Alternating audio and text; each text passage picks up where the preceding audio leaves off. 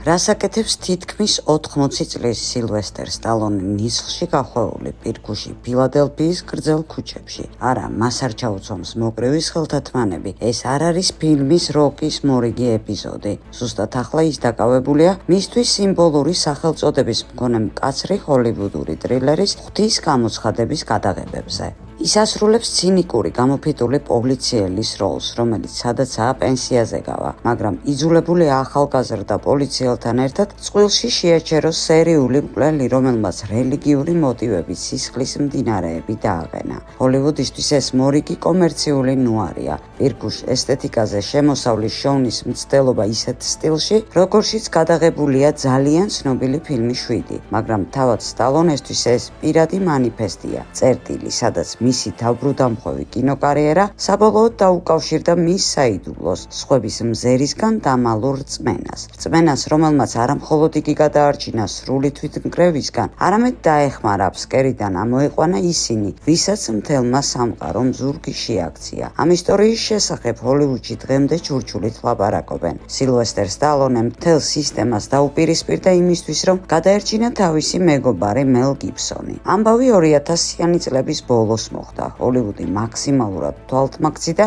სასტიკი ადგილია, როდესაც შეცდომას უშვებ, შენ არა უბრალოდ გაკრიტიკებენ, არამედ გაქრობენ გაუქმების კულტურით. ოსკარების მფლობელი და გენიალური რეჟისორი მელ გიბსონი პირადი კრიზისის გამო ერთ წუთში გადაიქცა გარიყულ ადამიანთან. მასთან აგენტებმა ხელშეკრულებები გააუქმეს, კინოსტუდიებმა შავ სიებში შეიყვანეს. კოლეგები ისე იქცეოდნენ, თითქოს მელს არასოდეს იცნობდნენ. მას ფაქტობრივად პროფესიული და სამოქალაქო სიკვდილი მიუსაჯეს. ინდუსტრიამ მას ტოტალური გაუქმება მოუწყო. ყველამ ზურგის შეაქცია გარდა ყველაზე ერთგული მეგობრებისა.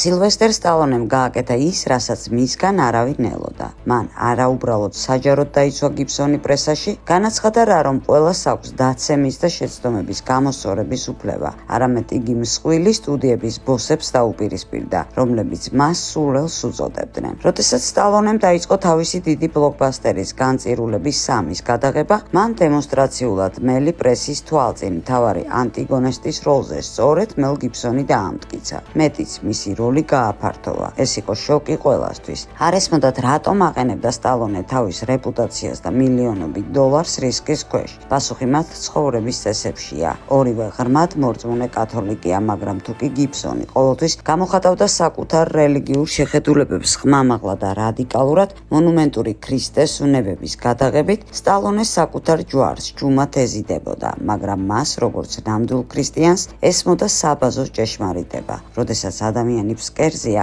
მას წიხლი კი არ უნდა მიაყოლო, რომ მასებს მოეწონოთ, არამედ ხელი უნდა გაუწოდო და მისცე მონანიების შანსი. სტალონეს ამ ვაჟკაცურმა კეთილშობილურმა ქცევამ გაარღვია ბოიკოტის კედელი და გიბსონი ინდუსტრიაში დააბრუნა. სტალონემ აჩვენა ჰოლივუდს თუ რა არის ნამდვილი პატიება პრაქტიკაში და არა სიტყვებზე, მაგრამ საიდან აქვს ბლოკბასტერების ამ საუკეთესო გმირს ეს ღრმა, ფაქტობრივად ბიბლიური სიბრძე. ამის გასაგებად უნდა შევიხედოთ მისი ცხოვრების კულისებში, სადაც იმალება უძღვები შვილის კლასიკური ისტორია. სილვესტერი დაიბადა და იზრდებოდა მკაცრ იტალიურ კათოლიკურ გარემოში. ბავშვობაში ის დადიოდა სამრევლო სკოლაში, რეგულარულად აბარებდა აღსარებას, ზეპირად იცოდა ლოცვები და იზრდებოდა ღვთისმოშიშ ბიჭად. მაგრამ შემდეგ დადგა 1976 წელი და ეკრანებზე გამოვიდა ფილმი როკი, მცირე ბიუჯეტიანი სპორტული დრამა, რომელიც დაიპყროს მსოფლიო კინოგაქირავებას, აიღებს 3 ოსკარს და გუშინდელ ღატაკ მსახიობს გადააქცევს თაობის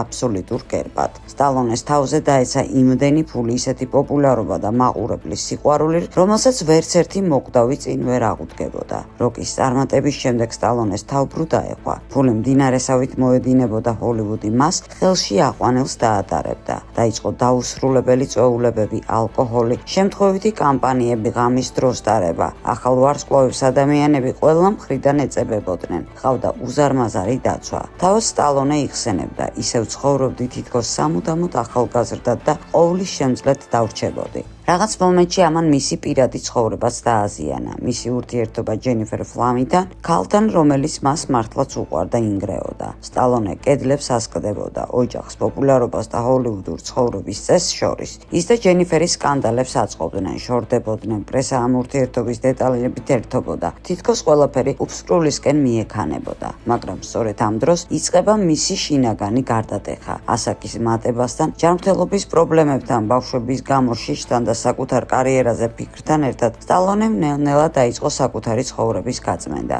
ის ურთიერთობას წყვეტს წვეულებებზე შეძენილ ბევრ ნაცნობ მეგობართან, შორდება დამანგრევენ ჰოლივუდურ გარემოს, სრულად ბრუნდება ოჯახში და ურიგდება ჯენიფერს, უკვე აბსოლუტურად სხვა ადამიანის სახით. მოგვიანებით ისინი დაქორწინდებიან, ერთად იცხოვრებენ 10 წლეულები, გახდებიან ჰოლივუდის ერთ-ერთი ყველაზე მყარი ოჯახი. შესაძლოა ესაა ყველაზე მოულოდნელი შემოტრიალება იმ ადამიანის ისტორიაში, რომელსაც მთელი მსოფლიო აღიქვამდა როგორც მხოლოდ ქალების მოხიბლის და ბრძოლის მანქანად. 1970-იან წლებში სტალონემ დიდი ხნით 20 წელი დაივიწყა გზა ტაძრისკენ. ის თავს ღმერთად თვლიდა, რომელიც თავად განკარგავდა საკუთარ თავს, საკუთარ კარიერას და ძალას. მე დავიკარგე გზა ამებნა და საკუთარი სიდიადისგან ჭკუა დავკარგე, იტყვის ის მოგვიანებით ერთ-ერთ ყველაზე გულახდილ ინტერვიუში. მაგრამ როგორც ცნობილია, ღმერთს აქვს საკუთარი გზები იმათ მიწაზე დასაბრუნებლად, ვინც ზედმეტად მაღლა აფრინდა. 1990-იანების ბოლოს გიჟური ბლოკბასტერების ეპოქა ნელ-ნელა წარსულს ბარდებოდა და სტალონეს კარიერა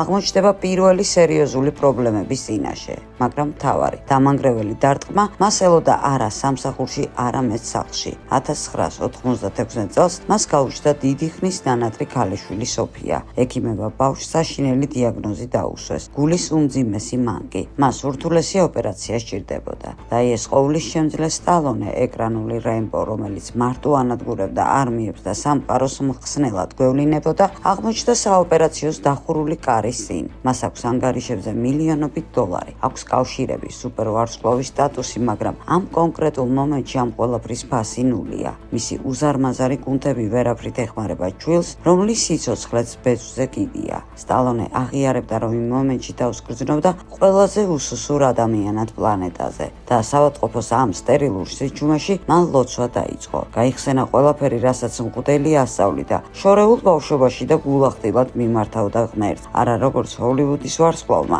არამედ როგორც თავზარ დაცემულმა შეშინებულმა მამამ. ის ღმერთს ქალიშვილის გადარჩენას სთხოვდა და შეეფიცა, რომ თუ კი ბავშვი გადარჩებოდა, ის სამუდამოდ შეიცვლიდა ცხოვრების წესს, ამ პარტავნებას დაძლევდა და დაბრუნდებოდა ეკლესიაში. ოპერაციამ წარმატებით ჩაიარა. ბავშვი გადარჩა. სილვესტერ სტალონემ კი დანაპირები შეასრულა და ის დაუბრუნდა ღმერთს სამუდამოდ გაცნობიერებულა და მთელი არსით. ამ დაბრუნებამ მისი შემოქმედება მომენტალურად შეცვალა. ამიტომ რელიგია სტალონეს ფილმებში ახლა არ გაჩენილა. ყურადღებიანმა თაყვანისმცემლებმა ყოველთვის იცოდნენ სტალონეს ღვთისმოშიშობის შესახებ. შეხედეს 1976 წლის პირველი როკის პირველ კადრს. ფილმი არ იწყება სტალონეს სახით, ან კრივის რინგით. კამერა მსხვილი კადრით აჩვენებს პირქუში ჭუჭყიანი სპორტული კლუბის კედელზე იესო ქრისტეს ნახევრად დანგრეულ ხატს, რომლის ქვეშაც არის წარწერა ათლეტთა კლუბი კვირა. სტალონე თავიდანვე ხაზს უსვამდა ადამიანის სულიერი აღორძინების მეტაფორას, მაგრამ ნამდვილ სულიერ მანიფესტს წარმოადგენს მისი 2006 წელს ეკრანებზე გამოსული ფილმი როკი ბალბოა. ეს იყო დრო, როდესაც სტალონემ გადატანილი ოჯახური კრიზისების შემდეგ საბოლოოდ გადააფასა ცხოვრება და სრულად გადაწერა თავისი მთავარი გმირის ხასიათი. როკი ამ ნაწილში სრულად დაცლილია ეგოიზმის და ამპარტავნებისგან. რინგზე გამოდის არა ფულის, ტიტულის ან შურისძიებისთვის, არამედ იმისთვის, რომ ტკივილს გაუმკლავდეს საყვარელი ცოლის დაკარგვის შემდეგ. მისი мотиваცია ადამიანის სულის გამოცდაა. სილვესტერ სტალონემ მთელი თავისი ცხოვრებით დაამტკიცა საოცარი რამ. შეიძლება იყო პოპკულტურის აბსოლუტური ხატი, შეიძლება ეკრანზე მტრებს ანადგურებდე, შეიძლება ასობით მილიონ დოლარს შეულობდე, უყვარდე მილიონობით ადამიანს, მაგრამ ამავე დროს რჩებოდე გულწრფელ ქრისტიანად რეალურ ცხოვრებაში. მისი რწმენა არ არის ჰოლივუდური მეტიჩრობა, ხმამაღალი პიარი ან მოდის დევნა, არამედ ესაა უხეში, მდუმარე და ავადმყოფის შვილის საწოლთან გამოწრთობილი ფუნდამენტი, რომელიც დაეხმარა მას პირად ტრაგედიასთან გამკლავებაში, მეგობრების გადარჩენაში და ადამიანად დარჩენაში.